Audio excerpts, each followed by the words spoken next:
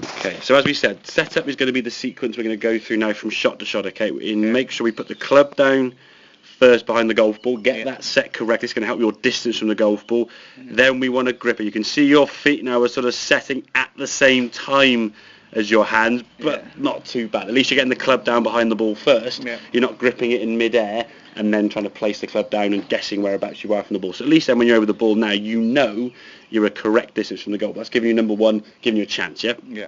And as we said, in terms of the backswing, what we're trying to create now is a hinge of the wrist. As the club goes back now, we're hinging the wrist. And if you look at your thumb position there now, your back of your left wrist is more towards us rather than pointing back there. And again, you can see the difference in the length of the swing. If we compare that length to where you were here, it's half the distance, isn't it? I mean, that's barely getting beyond 12 o'clock on a clock face. That's going 1 o'clock, that sort of time that way. So you're creating the power. Once you've created power, you're not then going to try and hit it. Okay, and once you try and hit the golf ball, as we see on this one, it's that dropping back, finishing all very sort of tucked up with your arms, okay, and not really that long a swing. And your weight now, most of that weight now is on this back foot as you're leaning back behind the ball, as you can see. Now this one was a better strike. We're moving to the left, getting your weight now, and you can start seeing a bit of angle now. Sorry, you're moving around. A bit of angle there in your knee. That foot's starting to move off, and we're getting our weight